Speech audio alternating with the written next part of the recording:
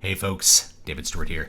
It's Metal Monday, and that means I get to talk to you about this album right here, Abbath. I've been very excited to get this new Outstrider album in my hands and in my ears and to talk to you about it a little bit. Now, you can actually listen to the entire album on YouTube right now.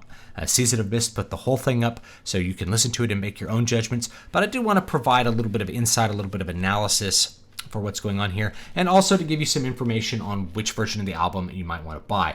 I got the vinyl, but I've also listened to the version on, streaming on Prime Music, so that's the digital version, and the YouTube version as well, and I'd like to provide a little bit of insights. First of all, the vinyl presentation is great. I really appreciate this. It's completely stripped out. It's black and white. It's none of that green tint that you might be seeing floating around, and I really like the black and white. Another great feature is this wonderful foil lettering, which is a really rare thing to see on albums. Continues on the back with this this lyrics extract here, and it looks really great. It looks great in person. It also is set in a little bit, so there's a bit of push in for the foil. It's stamped in.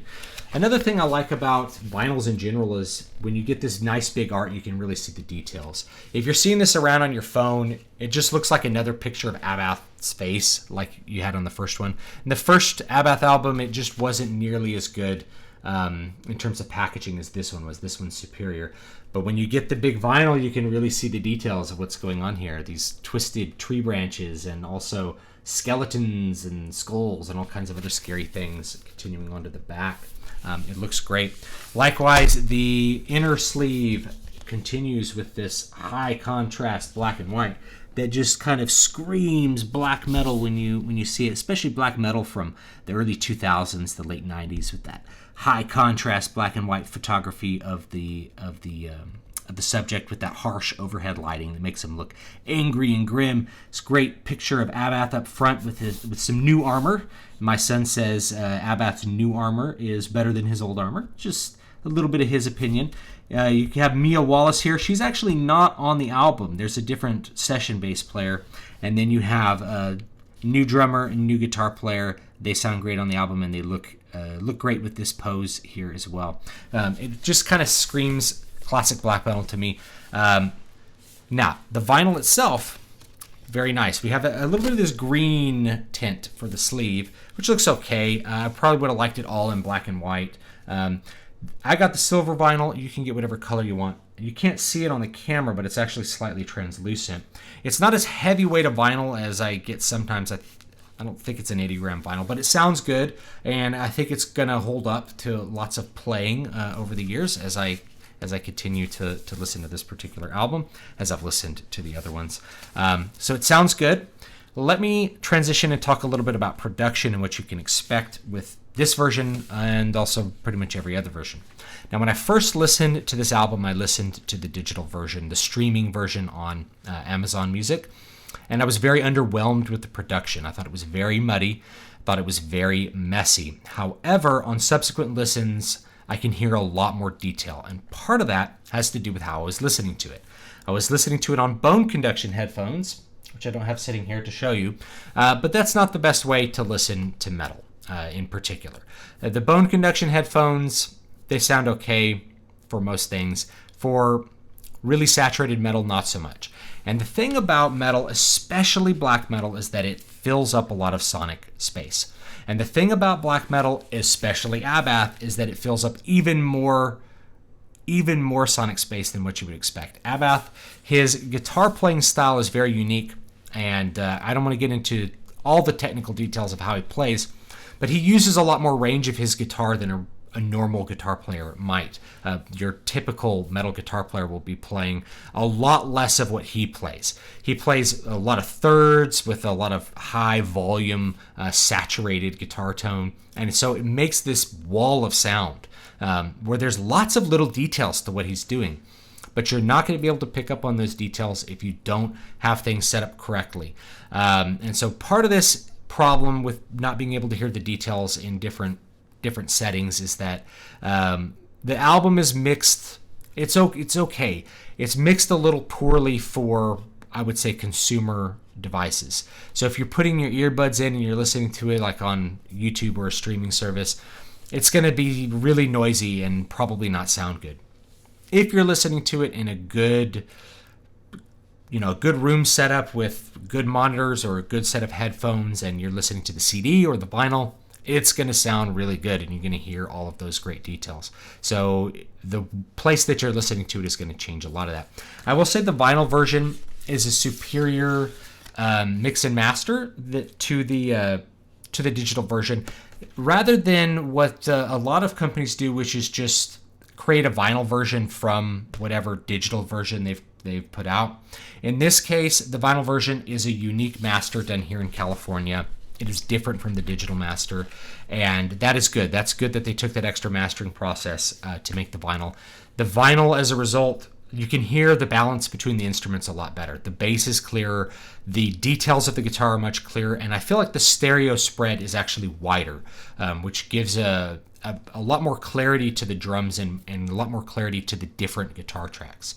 So when I put on the vinyl, the thinning out, especially in the high end, that happens with vinyl, and the warming of the high end just reveals a lot more detail to this music than the digital version.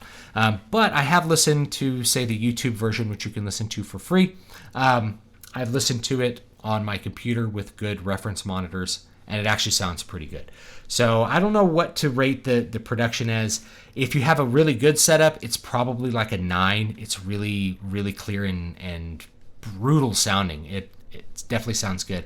If you're not on a good setup, it's going to sound too compressed. It's going to sound too noisy, and you're probably not going to have a good time with it. And that's unfortunate. I think I don't know how you strike a balance with that, and I don't know whose fault that is, but take it as it is. So digital version, probably a 6. Album version or vinyl version, 8 or 9, depending on the quality of your system and your ability to understand the wall of sound, the orgy of sound that Abbath produces, and is part of the black metal sound in general. Okay, so next let's go on to performances. So the performances on this album are interesting. Abbath's guitar playing is Abbath's guitar playing. It's big, it's robust, it sounds more robust, more full. He's generating a much bigger tone and playing a lot more variety and much more complicated rhythm guitar parts on this album compared to the last one. This one sounds closer to, say, Sons of Northern Darkness than the first Abbath album, and it kind of sounds like maybe At the Heart of Winter, actually. So the guitar playing reminds me the most of At the Heart of Winter, which is a great Immortal album that Abbath played guitar on and bass on. And so that's the one that's most reminiscent of, and that one has a huge sonic space. However, the production quality is higher, so as a result, it sounds more saturated, it sounds more full, it sounds more noisy, too, depending on how you listen to it. So his guitar playing sounds great. The lead guitar playing on this, which is done by Ole Andre Farstad, is really good. It's a very unique addition to the texture. So the first Abbath album really did sound like a continuation of Immortal. In this case, with the addition of that very interesting set of lead guitar sounds, I think it sounds like its own beast. There's also a lot of clean guitar, acoustic guitar intros and outros, which Abbath has used in the past with Immortal songs, from Sons of Northern Darkness and At the Heart of Winter, and it's really great to hear those again. I think they add a great flavor to this. In general, the playing is more atmospheric than technical, but it's definitely riff-based, as you would expect from any of his playing. Drums are great. The bass is great. I mentioned Mia Wallace didn't play drums on this. It's actually... Who played on it? I have it right here. Manuel Visconti is the one who actually played bass on the album to finish the session, and I think Mia Wallace will be playing with the band as they go on tour for this album. So the performances are good. I probably give them, the Abbath's guitar playing, I probably put him in like the top 5 as far as rhythm guitarists go in metal. He's so unique and he's so good at what he does. It's hard to discount how he plays. So I don't know. I'd probably give the performances like an 8.5. His vocal performance, let me talk about that. It's very different from what he normally does vocal-wise. Normally he has this kind of, kind of, some people call him the frog of heavy metal.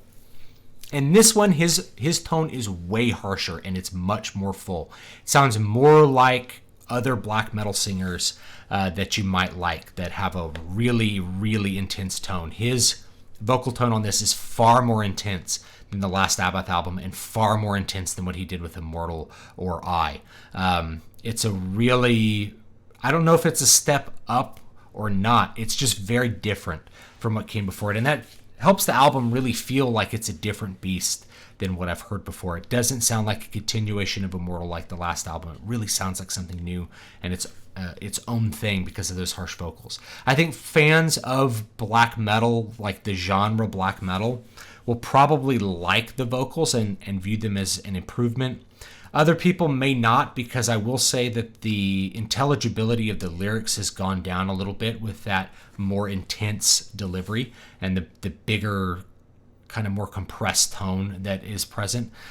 So you kind of got to weigh it. I think it's a more intense sound that fits with the black metal genre even better than what he did before. But at the same time, it's less intelligible, and that was one of the things that I actually really liked about older Immortal stuff, is I could understand what Abbath was saying all the way through, and I didn't have to get out lyric sheet. Not so with this one. I didn't have to get the lyric sheet out to see what was going on. That actually moves me on to composition. The compositions on this album are good. There's a couple of standout tracks like Outstrider and Harvest Pyre that I think people are really going to enjoy if you haven't heard them yet. The other tracks that are on here, they're so intense, some of them. Some of them are short, 3 minutes, and just kind of blast you in the face with riffs, an unending kind of chain of black metal riffs. It's very interesting, kind of like Damned in Black, but I think a little bit more developed than Damned in Black. A little bit more to the entire compositions. I do like the lyrics. The lyrics are